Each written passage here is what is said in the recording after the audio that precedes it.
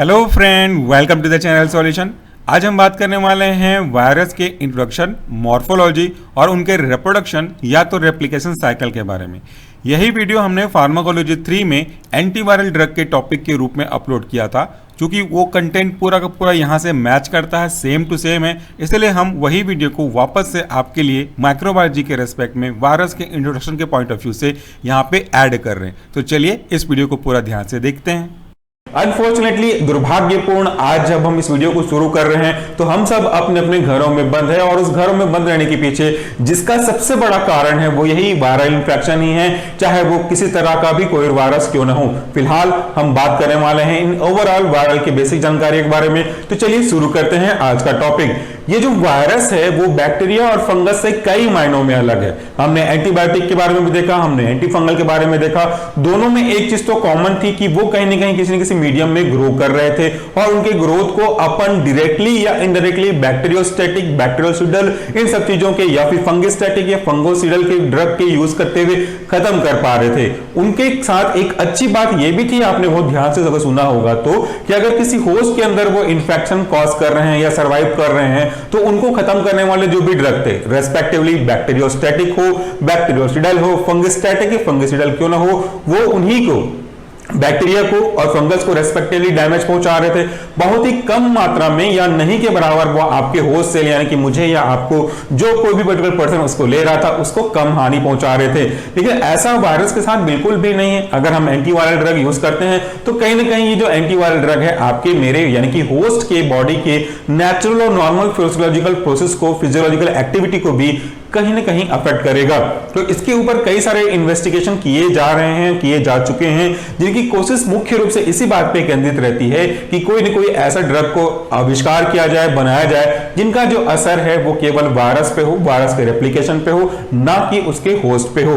दूसरा, वायरस और जो अदर एनिमल्स हैं, माइक्रो ऑर्गेनिज्म है, इनमें डिफरेंशिएट ये था कि आपका फंगी या बैक्टीरिया जो है वो किसी आर्टिफिशियल मीडियम में ग्रो कर रहे थे, लेकिन आपके जो वायरल है वो किसी भी आर्टिफिशियल मीडियम में ग्रोथ नहीं करेंगे। इनके ग्रोथ होने के लिए, इनको सर्वाइव करने के लिए इनको होस्ट पे डिपेंड रहना पड़ता है। तो इन सब चीजों का बेसिक सार मैंने आपको डिस्कस किया। चलिए इन्हीं बातों में से कुछ को डिटेल से एक एक करके देखना स्टार्ट करते हैं। सबसे पहले कहूं तो वायरस क्या है। Virus is an intracellular parasite, depends on the host cell for their food, growth and multiplication. The first line is very important, जिसको आपको जानना ही चाहिए, MCQs के क्वेश्चंस हैं। मैंने जैसे कहा कि ये जो वायरल है वो आपका इंट्रासेलुलर पैरासाइट है, यानी कि सेल के अंदर रह करके अपने आप को सर्वाइव कराता है। सेल के अंदर, किस सेल के अंदर? लिविंग सेल के अंदर, होस्ट सेल के अंदर। अगर हमको इसको आर्टिफिशियली भी ग्रो कराना है तो किसी न किसी लिविंग एटमॉस्फेयर को इसको देना होगा। आपने एग के अंदर भी इसको एप्लीकेशन होता हुए देखा होगा आपके माइक्रोबायोलॉजी में। सो ये अपने फूड के लिए, ये अपने ग्रोथ के लिए और अपने रेप्लिकेशन, मल्टीप्लिकेशन के लिए किसी न किसी होस्ट पे डिपेंड रहेंगे। ये इनकी खास बात है। दूसरा, they don't have the enzyme necessary for the synthesis of protein and nucleic acid unlike bacteria and fungi.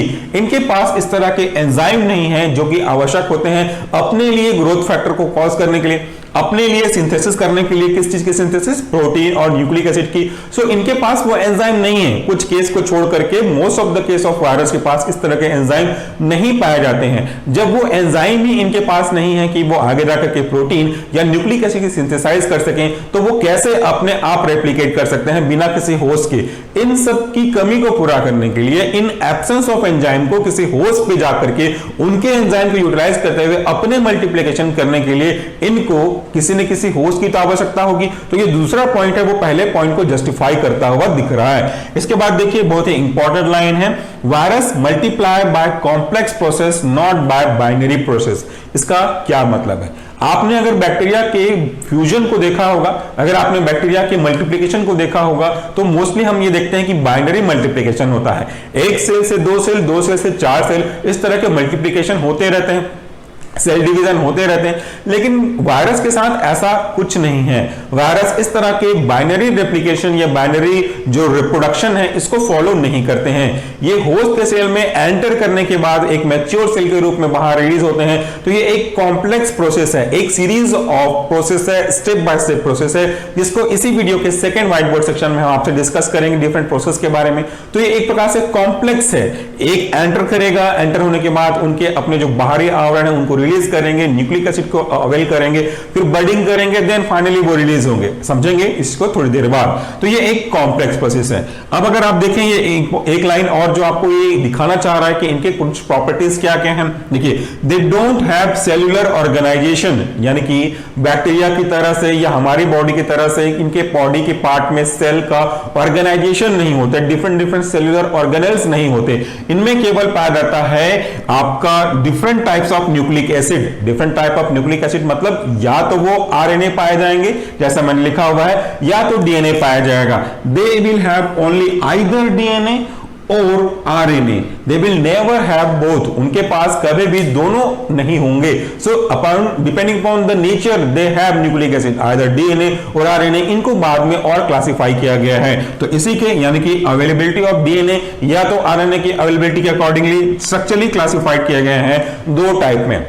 ऊपर से समझ सकते हैं, एक पहला है डीएनए वायरस, दूसरा है आरएनए वायरस। यानी कि ऐसा वायरस जिसमें डीएनए हो एज अ न्यूक्लिक एसिड या जिनमें आरएनए हो एज अ न्यूक्लिक एसिड, तो उनको उनके नाम, उनके काम, उनके में पाए जाने वाले न्यूक्लिक एसिड के हिसाब से हम कैटेगराइज क्लासिफाई कर सकते हैं। अगला देखिए, ये क्या होता है डीएनए वायरस।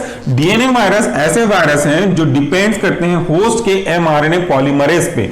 ये भी आपने पहले जब हम एंटीबायोटिक पढ़ रहे थे तब एमआरएनए पॉलीमरेज के बारे में कई चीजें देखी हैं जो उनको अफेक्ट करके उनके प्रोटीन सिंथेसिस को अफेक्ट करेंगे। सो ऐसा वायरस जिसके मल्टीप्लिकेशन के लिए, रेप्लिकेशन के लिए वो होस्ट के एमआरएनए पॉलीमरेज पे डिपेंड रहते हैं। और ये डिपेंड होंगे तो क्या बनाएंगे, ये एमआरएनए ऑफ होस्ट पे डिपेंड होकर के खुद का एमआरएनए बनाते हैं। यानी कि they do not have ability to make their own mRNA without the help of host. तो ये डिपेंड कंप्लीटली होस्ट पे होते हैं, इसीलिए इनको बोलते हैं डीएनए वायरस। दूसरा है RNA virus. Unlike the previous one, they use their own enzyme for mRNA. और यहां पे मैंने जो पहले लिखा था कि इनके पास कुछ सेल्यूलर एंजाइम नहीं होते हैं जो कि सिंथेसिस ऑफ न्यूक्लिक एसिड और प्रोटीन की आवश्यकता है, उनमें से कुछ के पास ऐसी प्रॉपर्टी है जो अपना एमआरएनए खुद बना सकते हैं, और ऐसे ही वायरस को हम कहते हैं आरएनए वायरस। इन दो टाइप के क्लासिफिकेशन का जो रेफरेंस है वो है पी जगदीश प्रसाद और पद्मजा उदय कुमार। दूसरा देखते हैं एक और इंपॉर्टेंट जानकारी, केडी त्रिपाठी में अगर आप देखेंगे एंटीवायरल ड्रग का क्लासिफिकेशन, तो उनको दो अलग अलग चैप्टर में अलग अलग टाइप के अकॉर्डिंगली क्लासिफाई किया गया है। उनमें पहला होगा नॉन रेट्रोवायरस और दूसरा होगा रेट्रोवायरस। तो उसको भी हम फॉलो करेंगे थोड़ी देर बाद। अगले पार्ट में आप समझ जाएंगे कि हम किस बेस पे काम करने वाले हैं। तो सबसे पहले तो समझते हैं what is the meaning of retrovirus. इसी के अकॉर्डिंगली हम आगे जाकर के पूरा जो टॉपिक है वायरल का जो इंट्रोडक्शन है, क्लासिफिकेशन है और डिफरेंट एंटीवायरल ड्रग है, इसी पे बेस्ड होंगी। रेट्रोवायरल क्या है? It is a type of RNA virus. तो ये चीज तो क्लियर हो गई। रेट्रोवायरस कौन से टाइप का वायरस हो गया? RNA virus known to cause AIDS, यानी कि ऐसे वायरस जो AIDS, acquired immuno deficiency syndrome, इन तरह की बीमारी जिसको हम साधारण भाषा में एड्स के नाम से प्रोनाउंशिएट करते हैं, इनको कॉज करने के लिए रिस्पॉन्सिबल होता है। इन्हीं को हम कह सकते हैं दीज आर द रेट्रोवायरस। तो कुल मिलाकर के क्या हुआ, ऐसे वायरस जो कि एड्स कॉज करेंगे और ऐसे ड्रग जो इसी आपके रेट्रोवायरस कॉजिंग द एड्स को ठीक करने में यूज होंगे, वो उनका क्लासिफिकेशन होगा। दूसरा देखिए, इसी की कुछ प्रॉपर्टी है, वायरल एंजाइम रिवर्स ट्रांसक्रिप्टेज। इनके में बहुत ही इंपॉर्टेंट जानकारी जिनके कारण से ये अपने आप को अलग करते हैं, इनके में एक स्पेसिफिक एंजाइम पाया जाता है जिसको हम बोलते हैं reverse transcriptase. Now you have to understand the meaning of this enzyme. सबसे पहले देखिए, आखिरी में एज लगा है, मतलब कि ये कोई ना कोई एंजाइम है। अब इस वर्ड को, जो कि बहुत ही सिंपल लेकिन बहुत ही इंपॉर्टेंट है, आपको ब्रेक करना चाहिए। रिवर्स डैश या कॉमा या फुल स्टॉप ट्रांसक्रिप्टेज। तो रिवर्स मतलब क्या होता है? उल्टा। अगर कोई चीज 1 से 2 जा रही है तो ये एक सीधा फॉरवर्ड डायरेक्शन में हो गया। अगर इसको आप अपोजिट करेंगे तो 2 to 1 आएगा। This is called reverse. और ट्रांसक्रिप्टेज में एज को हटा दें तो इट्स डिनोटिंग द ट्रांसक्रिप्शन। एज मतलब तो एंजाइम हो गया, तो ट्रांसक्रिप्शन मतलब क्या होता है? प्रोटीन सिंथेसिस करना। It means DNA to RNA, DNA से आरएनए, आरएनए से फिर आगे जाकर के जो भी कंडीशंस होंगे उनके अकॉर्डिंगली प्रोटीन बनाना। ये एक सिंपल सा, नॉर्मल सा, ऑब्वियस सा, रेगुलर सा ट्रांसक्रिप्शन का प्रोसेस है। लेकिन अब यहां पे जो वर्ड लिखा हुआ है रिवर्स, मतलब तो हो गया उल्टा।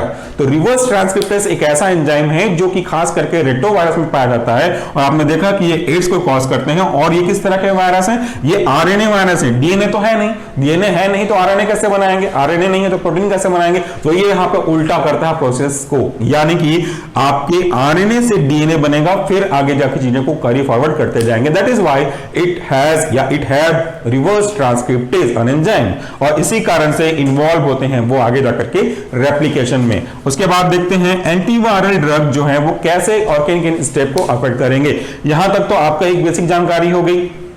दूसरा है आपके वायरस के रेप्लिकेशन के प्रोसेस, ये इस अलग तरीके से समझा जा सकता है। इसे बुक में लिखा गया है antiviral drug affect following step, यानी कि जो हम ड्रग लेंगे इस वायरल के इंफेक्शन को खत्म करने के लिए वो कैसे कैसे किन किन स्टेप्स को खत्म करके अपना जो इफेक्ट है एंटीवायरल का वो देंगे। लेकिन इसको ऐसा समझेंगे थोड़ा सा हमारे टफ जाएगा। इसको चेंज करते हैं सिंपल तरीके से। हम सबसे पहले ये जानेंगे कि ये एक प्रोसेस है क्या। देखिए जैसे मैंने पहला कहा कि आपके बैक्टीरिया की तरह इनका तो बाइनरी रेप्लिकेशन होता नहीं, इनका कॉम्प्लेक्स है। तो ये उसी बात को बताना चाह रहा है कि एक वायरस कैसे होस्ट सेल में एंटर करता है, होस्ट सेल में मैच्योर होने के बाद अपने असेंबली को कंप्लीट बनाने के बाद होस्ट सेल के मशीनरी को इंस्ट्रक्ट करने के लिए कि उनको क्या क्या चाहिए वो आपके होस्ट सेल से बनवाएं, फाइनली मैच्योर हो और रिलीज हो।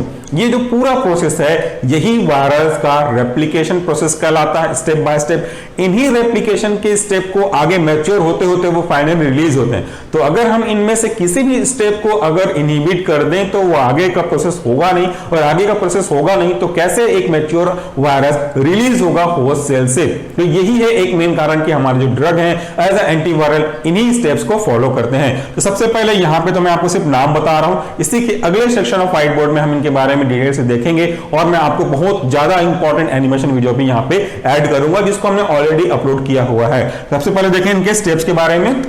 रेप्लिकेशन का जो पहला स्टेप है वह है वायरल अटैचमेंट। एक लाइन में समझें तो वायरल अटैचमेंट एंड एंट्री। मान लेता हूं कि ये मेरा होस्ट सेल है और यहां पे वायरस आ रहा है, तो ये वायरस मेरे सेल पे इस तरह का अटैच होगा, उसके बाद इस वायरस की इस तरह से एंट्री होगी। तो जो फर्स्ट स्टेप है वो है वायरस का अटैचमेंट होना, देन उसकी एंट्री होना inside the cell. That is why it is written as it is intracellular parasite, cell के अंदर ग्रोथ होने वाले पैरासाइट। दूसरा अनकोटिंग। अनकोटिंग मतलब क्या होता है, मान लेता हूं कि मैं कोई मास्क लगा करके कोई कवर लगा करके अंदर जा रहा हूं, अंदर जाने के बाद मुझे उसको रिलीज करना है क्योंकि मुझे अपनी आइडेंटिफिकेशन को छिपाना था। वैसे ही वायरस के पास एक कोटिंग होती है, इसको एंटर करने के बाद वो अपने आप की कोटिंग को रिलीज करते हैं। सपोज ये जो पेन है, जैसे मैंने आपको कहा अटैच हुआ, एंटर किया, एंटर होने के बाद अंदर में इस तरह की वो अनकोटिंग करना शुरू करेंगे अपने जेनेटिक मटेरियल को रिलीज करने के लिए। उसके बाद जो अगला प्रोसेस है वो है transcription, and you know it very well. Transcription is a process या इनिशियल और one of the process for the synthesis of proteins and other important constituent responsible for the growth of particular type of cells. तो यहां पे वो transcription करना start करेंगे। अगर वो वायरस का अलग अलग टाइप है उसके हिसाब से आप यहां पे देख सकते हैं एंजाइम की मदद से।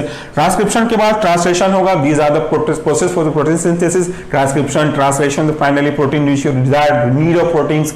उसके बाद देखिए न्यूक्लिक एसिड सिंथेसिस। जैसा मैंने कहा कि इन वायरल के पास कोई खास करके कॉम्प्लेक्स ऑर्गेनेल्स नहीं होते, इनके पे ये न्यूक्लिक एसिड पाया जाएगा, या तो डीएनए पाया जाएगा या तो आरएनए पाया जाएगा। दोनों डीएनए और आरएनए कभी नहीं पाए जाएंगे। ये सबसे इंपॉर्टेंट क्वेश्चन है एमसीक्यूज का, जिसको हमने कई बार अपने चैनल पर अपलोड किया है, ग्रुप में भी डाला हुआ है, वो आप यहां से देख सकते हैं। So the nucleic acid synthesis it will be either DNA or RNA as I said earlier। उसके बाद अगला जो प्रोसेस है 6th that is said replication। अब जब वायरस अपने सब चीजों को अनकोड कर देंगे, न्यूक्लिक एसिड सिंथेसिस करेंगे, वो रेप्लिकेट करना स्टार्ट करेंगे। रेप्लिकेशन के बाद उनकी असेंबली होनी शुरू होगी। जैसा पहले उन्होंने अनकोटिंग की थी तो डिफरेंट चीजों को वापस से अब असेंबल करेंगे, जोड़ना शुरू करेंगे एक कंप्लीट वायरस बनाने के लिए। फाइनली उनकी बडिंग एंड रिलीज होगी। कंप्लीट होने के बाद ये उस सेल को रिलीज हो जाएंगे, उस सेल से रिलीज हो जाएंगे जहां पे मैच्योर कर रहे थे, और फिर मल्टीप्लिकेशन करेंगे और इन्फेक्शन को वो स्प्रेड करेंगे। तो इस वाले व्हाइट बोर्ड सेक्शन में हमने बेसिक जानकारी ले ली वायरस के बारे में। चलिए अब दूसरे व्हाइट बोर्ड सेक्शन में हम बात करेंगे इन्हीं जो स्टेप्स आपको बताए हैं इनको थोड़ा डिटेल से डायग्राम और एनिमेशन की मदद से। ये वीडियोस एंटीवायरल के जो ड्रग हैं वो काफी लंबे सारे पार्ट्स बनेंगे, थोड़ी थोड़ी लंबी भी हो सकती है, तो आपसे पेशेंस की आवश्यकता है। अगर आप इनको समझना चाहते हैं तो आपको अपना समय देना पड़ेगा। अगर आप समय नहीं देना चाहते हैं तो कोई दिक्कत नहीं है, कृपया आप वीडियो को यहीं से स्किप कर दें, ये ज्यादा अच्छा होगा, आप अपना टाइम वेस्ट ना करें। तो चलिए शुरू करते हैं दूसरा section of white board in topics को समझते हुए। तो चलिए इस वाले व्हाइट बोर्ड सेक्शन में हम बात करते हैं हमारे वायरस के जो मॉर्फोलॉजी है, यानी कि उनका स्ट्रक्चर, कैरेक्टरिस्टिक फीचर है, दिखते क्या हैं, बने किस तरह होते हैं और उनके जो बनने का प्रोसेस है वो आगे जा करके इनके रेप्लिकेशन में कैसे मदद करेगा, इससे जुड़ी हुई हर एक चीजें। साथ ही साथ हम इसमें डिस्कस भी करेंगे उनके रेप्लिकेशन के प्रोसेस को। और चूंकि मैंने कहा आपसे पिछले सेक्शन में कि इनका जो रेप्लिकेशन का प्रोसेस है वो बैक्टीरिया या फंगस की तरह कॉमन या सिंपल नहीं है, ये एक कॉम्प्लेक्स प्रोसेस है। इसमें काफी सारे स्टेप एक दूसरे की मदद करेंगे, तब जाकर के हमारा जो वायरस का रेप्लिकेशन है वो पूरा हो पाएगा। इन सबको देखते हैं इस वाले सेक्शन में। सबसे पहले अगर मैं बात करूं कि कुछ कैरेक्टरिस्टिक फीचर्स क्या है वायरस की मॉर्फोलॉजी की, तो virus consist of core genome of nucleic acid which is either DNA और आरएनए बट नेवर बोथ। इसका क्या मतलब हुआ, पहले इसको ले समझ लेते हैं। वायरस का जो कोर जीनोमिक मटेरियल होता है जिसको यूज करके वो आगे जाकर के कभी रेप्लिकेट करेगा, वो डीएनए होगा या तो आरएनए होगा, कभी भी दोनों नहीं होंगे। इनमें से एक के नेचर के अकॉर्डिंगली, डीएनए के अकॉर्डिंगली डीएनए वायरस कहलाएगा, आरएनए के अकॉर्डिंगली आरएनए वायरस कहलाएगा। और ये जो दोनों चीजें हैं, न्यूक्लिक एसिड, इनका जो एसिड है चाहे वो डीएनए हो या आरएनए हो, इनको अगर मैं कंबाइंड रूप से कहना चाहूं तो मैं इनको कह सकता हूं न्यूक्लियोइड, यानी कि ये एक इंपॉर्टेंट पार्ट है न्यूक्लियोइड का। इसके बाद देखिए ये जो न्यूक्लियोइड हैं वो किसमें कंटेन हुए होते हैं या किसके अंदर पाए जाते हैं, जिस स्ट्रक्चर के अंदर पाए जाएंगे न्यूक्लियोइड, इन वो बने हुए होते हैं आपके प्रोटीन के शेल से। इसी प्रोटीन के शेल को जिसके अंदर ये न्यूक्लियोइड पाया जाएगा इसे हम कहते हैं कैप्सिड। ये कैप्सिड बहुत ही इंपॉर्टेंट है क्योंकि अब समझना बात को कि ये कैप्सिड है, कैप्सिड के अंदर इनके ये न्यूक्लियोइड पाए जाएंगे। तो जब भी कभी आगे जाकर के रेप्लिकेशन के फेजेस में आप जब यहां पे देखेंगे तो पाएंगे अनकोटिंग के केस में, तो वहां पे जो उनका एक खुलना होगा, अवॉइड होना होगा, वहां से इस कैप्सिड की महत्वपूर्ण भूमिका होनी शुरू हो जाएगी। फिर हम बात करते हैं कभी कभी ऐसे भी वायरस हमको देखने को मिलेगा जो सराउंड होते हैं या जो सराउंडेड बाय होते हैं लिपोप्रोटीन मेम्ब्रेन के थ्रू, और इसी लिपोप्रोटीन मेंबर को जो कि सराउंडिंग करने का काम करता है इसे हम कहते हैं एनवेलप, यानी कि एक बाहरी लेयर है जो उसको एक सराउंडिंग या एक प्रोटेक्शन प्रोवाइड करते हैं। इन्हीं के नेचर के अकॉर्डिंगली कई बार इनको खत्म कर पाना, इनको डिस्ट्रॉय कर पाना थोड़ा मुश्किल हो जाता है। अब तो ये बात हो गई कुछ उनके कैरेक्टरिस्टिक फीचर्स की। कुछ वायरस के साइज के बारे में भी बात कर लेते हैं, ये आपके एमसीक्यूज टाइप के एग्जाम के लिए काफी महत्वपूर्ण है। वायरस के साइज वेरिएबल है, एकदम बड़े साइज के वायरस भी हमको देखने को मिलेंगे इसके नेचर के अकॉर्डिंगली, और बहुत छोटे साइज के भी देखने को मिलेंगे। So the smallest virus is known as a parvo virus, और इनका जो साइज है ये है 20 nm, जबकि दूसरी हाथ में हमारा जो लार्जेस्ट वायरस है इनको हम बोल सकते हैं पॉक्स वायरस, और इनका जो साइज है वह है 300 nm। तो ये एक इंपॉर्टेंट जानकारी है आपके एग्जाम के लिए। अब हमने देखना है वायरस के मल्टीप्लिकेशन के प्रोसेस का, रेप्लिकेट कैसे करते हैं। लेकिन उससे पहले एक आपको मैं छोटा सा टेबल का इमेज दिखा रहा हूं जिसमें आप देखेंगे कि कौन कौन से तरह के वायरस हैं और उनकी तरह से कौन कौन सी कॉम्प्लिकेशन हमको देखने को मिलती है। ये टेबल आपके लिए बहुत इंपॉर्टेंट है, पूरे कंपटीशन एग्जाम, जीपैट, नाइपोर या और कोई फार्मेसी एग्जाम के लिए इनमें से क्वेश्चन बनेंगे ही बनेंगे। ये इमेज एक बार देख लीजिए, फिर हम वापस आएंगे इस व्हाइट बोर्ड सेक्शन में।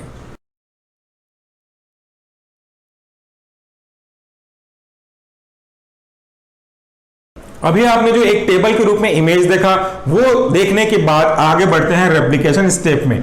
वायरस का जो रेप्लिकेशन है वो बाइनरी रेप्लिकेशन नहीं है, वह एक कॉम्प्लेक्स प्रोसेस है। इसमें कई सारे स्टेप बाय स्टेप काम करते हैं और फाइनली वायरस का रेप्लिकेशन होता है। इन पूरे स्टेप में जो पहला स्टेप है वह है एडसॉर्प्शन का, यानी कि एक ऐसा फिनोमिना है जिसमें जो हमारा वायरस है वो अटैच होता है। कहां पे अटैच होगा? Cell surface receptor of host की। मान लेता हूं ये सेल सरफेस है हमारा, हमके आगे जाकर के ये वायरस अटैच होने वाला है, तो ये वायरस है और ये वायरस इसी सेल सरफेस पे जाकर के एडसॉर्ब होता है। एडसॉर्प्शन होने के बाद जो उनका दूसरा प्रोसेस है वो है पेनिट्रेशन, और इस पेनिट्रेशन में क्या होता है? This penetration in host cell. अब ये जो वायरस था एडसॉर्ब हुआ था, अब वो धीरे से इस होस्ट सेल में पेनिट्रेट होना शुरू होता है। इस पेनिट्रेशन के कारण से क्या प्रोसीजर होते हैं, कैसे काम करते हैं? ये जो पेनिट्रेशन है वो पूरा होल के रूप में होता है, यानी कि पूरा एक कंप्लीट प्रोसेस के रूप में होता है, और ये बिल्कुल वैसा ही होता है जैसे कभी आपने एचएपी में फैगोसाइटोसिस पढ़ा होगा। ये जो फैगोसाइटोसिस है ये दो वर्ड से मिलकर बना है, फैगो और साइटोसिस। सो फैगोसाइटोसिस तो नहीं है ये, लेकिन उसी के जैसा है। इसमें कोई सेल किसी सॉलिड मटेरियल को अपनी अंदर की ओर एंगल्फ करता है। So it is like of phagocytosis this is also known as a viropexis. ये नाम है, आप याद रखें, ये नाम बहुत ही इंपॉर्टेंट है आपके एग्जाम के पॉइंट ऑफ व्यू से। फिर हम बात करते हैं अगला प्रोसेस, दैट इज अनकोटिंग। जो मैंने आपसे कहा कैप्सिड आपकी महत्वपूर्ण भूमिका निभाएगी। एडसॉर्ब हुआ, पेनेट्रेट हुआ, अब अंदर जाने के बाद वो अपने न्यूक्लिक मटेरियल को बाहर रिलीज तो करना चाहेगा होस्ट सेल के अंदर, क्योंकि ये भी जानना जरूरी है और आपने जाना भी है पिछले सेक्शन में कि आपके वायरस के पास अपने मल्टीप्लिकेशन के लिए, सिंथेसिस ऑफ फूड मटेरियल के लिए, ग्रोथ करने के लिए एंजाइम नहीं होते, कुछ को छोड़ दे अगर तो ये पूरा process of synthesis, multiplication, replication, इन सब को पूरा करने के लिए वो होस्ट के एंजाइम पे डिपेंड करते हैं। तो होस्ट के एंजाइम और होस्ट के न्यूक्लिक पार्ट को यूज करने के लिए इनकी अनकोटिंग होनी बहुत जरूरी है। So in this process of uncoating there is uncoating of outer layer and capsid, जो सबसे बाहरी लेयर है वायरस का उसका, और इस कैप्सिड का अनकोटिंग होता है। और अनकोटिंग होने के बाद क्या होते हैं, ये जो अनकोटिंग के बाद न्यूक्लिक एसिड है वो रिलीज होते हैं। कहां पर रिलीज होते हैं? होस्ट सेल में, और carried by lysosomal enzyme. Host cell में रिलीज होने के बाद ये लाइसोसोमल एंजाइम के द्वारा ले लिए जाते हैं, यूज कर लिए जाते हैं, ताकि आगे के जाकर के प्रोसेस को स्टार्ट किया जा सके। ये सिंपल सा प्रोसेस है जिसको समझने के लिए आप इसी वीडियो के लास्ट में एक डिटेल से एनिमेशन होगा जिसको हमने पहले से ही अपलोड किया हुआ है, उसको दोबारा इसमें टैग कर रहे हैं ताकि आप इस कॉन्सेप्ट को जोड़ करके आसानी से समझ सकें। So after the uncoating process of viral replication the next step is synthesis. ये जो सिंथेसिस का स्टेप है वो कॉम्प्लेक्स है, इसमें 2-3 चीजों की सिंथेसिस होगी और ये जो पूरा स्टेप है वो भी 2-3-4 सब स्टेप के अकॉर्डिंगली पूरा होगा। सो सिंथेसिस में किसका किसका सिंथेसिस होना है? यहां पे सिंथेसिस ऑफ डीएनए और आरएनए। डीएनए या तो आरएनए, क्योंकि आप जानते हैं इनमें दोनों तो होगा नहीं, तो डीएनए या आरएनए की सिंथेसिस होगी। साथ साथ कैप्सिड प्रोटीन की, ऊपर देखिए जो प्रोटीन का शेल होता है वो कैप्सिड कहलाता है। तो डीएनए आरएनए के साथ कैप्सिड का, प्रोटीन का सेल बनेगा और कुछ एंजाइम भी बनेंगे जिसके अंदर यूज करके वो बैक्टीरिया, वो वायरस अपना ग्रोथ कर सकता है। फिर देखिए these are necessary for viral synthesis. ये जो पूरा प्रोसेस सिंथेसिस का है, प्रोटीन न्यूक्लियोइड का है, एंजाइम का है, वो क्यों नेसेसरी है? Because these are necessary for viral synthesis, assembly and release। ये पूरा प्रोसेस आप देखेंगे, इनके लिए ये जरूरी है। तो अब हम ये जान लेते हैं कि सिंथेसिस ऑफ दिस कंडीशंस में कौन कौन से और से सब स्टेप इंक्लूड होते हैं ताकि कंप्लीटली वायरस अब आखिरी स्टेज में आकर के रिलीज हो सके। तो सबसे पहला इस सिंथेसिस के अंदर का जो स्टेप है वो पहला है ट्रांसक्रिप्शन। ट्रांसक्रिप्शन का मतलब आप जानते हैं, ट्रांसक्रिप्शन प्रोटीन सिंथेसिस का इनिशियल स्टेप है जिसमें किसी स्पेसिफिक वर्ड्स को, स्पेसिफिक मैसेज को हमें कोड के रूप में कन्वर्ट करते हैं ताकि आगे जाकर के ये ट्रांसलेशन के द्वारा डिकोड हो सके और स्पेसिफिक टाइप के प्रोटीन को बना सके। इसको समझाने के लिए मैंने आपको कीमोथेरेपी ऑफ एंटीबायोटिक के केस में भी समझाया हुआ था। जैसे कोई वर्ड है, बुक, बुक का मतलब होता है पुस्तक या किताब। ये इंग्लिश वर्ड है, अगर मैं किसी से इंग्लिश में कहूं बुक तो वो समझ में आ जाएगा, अगर उनको इंग्लिश समझ में आती है। अगर किसी को हिंदी समझ में आती है तो उनको मैं बुक की जगह किताब या पुस्तक कहूं तो समझ में आ जाएगा। लेकिन अगर हम दो लोगों ने मिलकर के बुक को XYD के नाम से डिनोट किया है कि अगर कोई किसी से XYD कहे तो उसका मतलब बुक होता है, तो इसका मतलब केवल वही समझ पाएगा जिसके पास इस कोड को समझने के लिए पहले से बताया गया डिस्क्रिप्शन था, अदरवाइज कोई और इसको समझ नहीं पाएगा। तो किसी एक पर्टिकुलर मीनिंगफुल वर्ड्स को किसी एक कॉम्प्लिकेटेड वर्ड्स यानी कि कोड में कन्वर्ट कर देने का जो प्रोसेस है वो ट्रांसक्रिप्शन कहलाता है। और यहां पे यही होगा, transcription of mRNA from viral nucleic acid, जो वायरल का न्यूक्लिक एसिड होता है उसमें से ट्रांसक्रिप्शन किया जाना mRNA का। अगला जो प्रोसेस है वह है ट्रांसलेशन का। ट्रांसलेशन मतलब क्या हुआ? ये भी एक प्रोटीन सिंथेसिस का इंपॉर्टेंट स्टेप है जो कि बाद में आएगा ट्रांसक्रिप्शन के। जो कोड हमने बनाए हैं इस कोड को समझना होगा तो उनको पहले डिकोड करना पड़ेगा, that is simply known as a translation. So यहां क्या होगा? Translation of mRNA into early protein. ये जो वर्ड है वो भी ध्यान दीजिएगा, बहुत इंपॉर्टेंट लाइन को इसको अंडरलाइन करना है। Early protein, translation into early, initial protein, जो कि आगे जाकर के रिस्पॉन्सिबिलिटीज निभाएगा। किसके लिए? This early protein is responsible for the initiation and maintenance of synthesis of viral component. ये जो अर्ली प्रोटीन होगा वो सिंथेसिस, मेंटेनेंस और डिफरेंट टाइप की एक्टिविटी के लिए, ताकि वो पूरी एक्टिविटी आगे जाकर के वायरस के रेप्लिकेशन के लिए जरूरी हो, इनकी रिस्पॉन्सिबिलिटी पूरा करने के लिए यूज होता है अर्ली प्रोटीन, जो कि आपके ट्रांसक्रिप्शन और उसके बाद ट्रांसलेशन को मिला करके बनाया गया है। उसके बाद हम बात करते हैं अगला जो सब स्टेप है इसी सिंथेसिस का, वो है आपका replication of virus nucleic acid. अब जब वायरल ने अपने न्यूक्लिक एसिड को रिलीज कर दिया, होस्ट के अंदर जाकर के वो मल्टीप्लिकेशन हो रहे हैं, तो यहाँ पे अब इनका रेप्लिकेशन होगा, बढ़ोतरी होगी इनकी संख्या में। उसके बाद बात करेंगे अगला step, synthesis of late structural protein. यहाँ पे अर्ली प्रोटीन बना था, अब थोड़ी देर बाद ये सिंथेसिस होगी लेट स्ट्रक्चरल प्रोटीन की। ये जो लेट स्ट्रक्चरल प्रोटीन है वो आगे जाकर के वायरस के डिफरेंट मॉर्फोलॉजिकल कैरेक्टरिस्टिक, उनके फीचर्स को बनाने में काफी मदद करने वाले हैं। अगला जो स्टेप है वो है असेंबली और मैच्योरेशन। अब जब सारा कुछ हो गया है, सिंथेसिस के लिए एंजाइम, प्रोटीन, सब कुछ, रेप्लिकेशन, ट्रांसक्रिप्शन, ट्रांसलेशन हो गया है, तो ये वायरस जो है वो मैच्योर होंगे और असेंबल करेंगे अपने आप को, ताकि वो आगे जाकर के एक नए वायरस के रूप में स्प्रेड होने के लिए रेडी हो सकें। सो ये है असेंबली एंड मैच्योरेशन। और फाइनली ये जो वायरस है वो आपके होस्ट से मैच्योर होने के बाद रिलीज होंगे, ताकि दूसरी जगह पे कम्युनिकेट कर सकते हैं। तो ये था सिंपल सा step by step process of virus replication. हमने इनकी मॉर्फोलॉजी के बारे में देखा, इनके स्ट्रक्चर के कौन कौन से नाम इनके बारे में देखा, स्मॉलेस्ट वायरस, लार्जेस्ट वायरस के साइज के बारे में भी देखा। तो अब हम बात करने वाले हैं इसी पूरे स्टेप का, यानी कि इस रेप्लिकेशन या मल्टीप्लिकेशन स्टेप को स्टेप बाय स्टेप समझाने के लिए एक महत्वपूर्ण एनिमेशन की मदद से। ये एनिमेशन बहुत ही महत्वपूर्ण है, स्टेप बाय स्टेप आपको पूरा लाइव दिखाएगा। तो उम्मीद करता हूं कि आप इस वीडियो के साथ साथ इस एनिमेशन को भी देखेंगे। इसके साथ ये आज का जो इंट्रोडक्शन पार्ट वायरस का रेप्लिकेशन, मॉर्फोलॉजी, बेसिक इंट्रोडक्शन, वो कंप्लीट होता है। पहला सेक्शन और दूसरा सेक्शन का स्क्रीनशॉट आपको थोड़ी देर बाद एनिमेशन के बाद मिल जाएगा। और आज के टॉपिक का जो रेफरेंस है उसे हमने 3 बुक को तो मिला करके लिया है। ये बुक है के.डी. त्रिपाठी, पद्मजा उदय कुमार और पी. जगदीश प्रसाद। फिर भी इन तीनों में जो सबसे ज्यादा वेटेज है, सबसे अच्छे से एक्सप्लेन करने वाली चीजें हैं, वो आपको मिलेगा पी. जगदीश प्रसाद में। So my recommendation for antiviral drug is P. Jagdish Prasad. So friend, that's all for today. Thank you very much for watching this video. नमस्कार।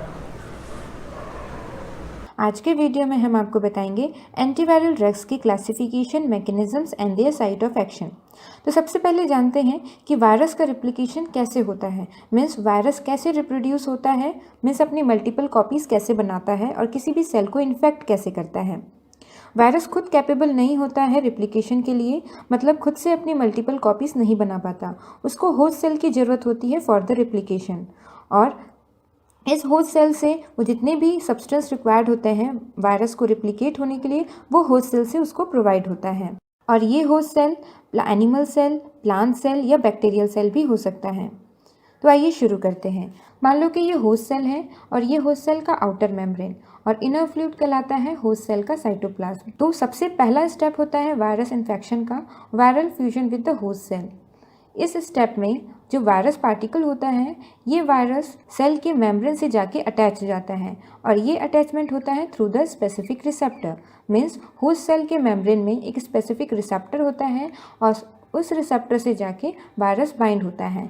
और दूसरा स्टेप होता है पेनिट्रेशन। पेनिट्रेशन में वायरस जो होता है वो डीपली पेनिट्रेट करता है सेल मेम्ब्रेन के through inner side of the cell. Third step है अनकोटिंग। अनकोटिंग मतलब होता है जो वायरस का जेनेटिक मटेरियल होता है वो रिलीज होता है from the protein code. Means virus का जो जेनेटिक मटेरियल होता है वो प्रोटीन कोड से सराउंडेड होता है और जब ये जेनेटिक मटेरियल उस प्रोटीन कोड से रिलीज होता है तो उस प्रोसेस को हम अनकोटिंग कहते हैं। वायरस में 2 तरीके के जेनेटिक मटेरियल होते हैं, या तो आरएनए प्रेजेंट होता है या तो डीएनए प्रेजेंट होता है। अगर वायरस में आरएनए प्रेजेंट होता है ऐसा जेनेटिक मटेरियल तो उसको आरएनए वायरस बोलते हैं। अगर उसमें डीएनए प्रेजेंट होता है ऐसा जेनेटिक मटेरियल तो उसको डीएनए वायरस बोलते हैं। हमने यहाँ पे आरएनए वायरस का एग्जाम्पल लिया है और अनकोटिंग प्रोसेस के बाद ये आरएनए जो है रिलीज होता है। फोर्थ स्टेप है वायरस रेप्लिकेशन का, रिवर्स ट्रांसक्रिप्शन। रिवर्स ट्रांसक्रिप्शन में जो वायरल आरएनए होता है वो वायरल डीएनए में कन्वर्ट होता है और इसलिए इसको रिवर्स ट्रांसक्रिप्शन बोलते हैं, क्योंकि ट्रांसक्रिप्शन प्रोसेस में डीएनए से आरएनए बनता है, बट रिवर्स ट्रांसक्रिप्शन में जस्ट रिवर्स होता है, आरएनए से डीएनए बनता है। और ये प्रोसेस को जो एंजाइम करवाता है उस एंजाइम का नाम है रिवर्स ट्रांसक्रिप्टेस। वायरल डीएनए बनने के बाद 5th स्टेप होता है integration of the host DNA with the viral DNA. इसका मतलब जो वायरल डीएनए होता है वो वायरल डीएनए ये जो स्ट्रक्चर देख रहे हैं होस्ट डीएनए, इस होस्ट डीएनए के साथ वायरल डीएनए इनकॉर्पोरेट हो जाता है। इसका मतलब जो वायरस डीएनए होता है वो वायरल डीएनए होस्ट डीएनए के साथ इंसर्ट होता है और ये जो प्रोसेस को जो एंजाइम करवाता है उसका नाम है इंटीग्रेज। और इंटीग्रेशन के बाद जो नेक्स्ट स्टेप होता है उससे बनता है वायरल जीनोमिक आरएनए और ट्रांसक्रिप्शन प्रोसेस के थ्रू बनता है वायरल एमआरएनए और viral mRNA means messenger RNA translation process के थ्रू बनाता है वायरल प्रोटीन। और 7th स्टेप है पैकेजिंग एंड असेंबलिंग। ये पैकेजिंग एंड असेंबलिंग में जो वायरल जीनोमिक आरएनए होता है वो प्रोटीन कोड जो बना है उस प्रोटीन कोड के अंदर इंसर्ट होता है और इंसर्ट होने के बाद इस तरीके से होती है वायरस की packaging and assembling. Packaging and assembling के बाद एक कंप्लीट वायरस पार्टिकल बन जाता है और उसके बाद लास्ट स्टेप है बडिंग मीन्स वायरस रिलीज। इसका मतलब जो कंप्लीट वायरस पार्टिकल बनता है वो होस्ट सेल से रिलीज होता है और होस्ट सेल से रिलीज होने के बाद ये जो मैच्योर वायरस है ये मैच्योर वायरस फर्दर दूसरे सेल को इन्फेक्ट करता है। तो इस तरीके से वायरस का होता है रेप्लिकेशन।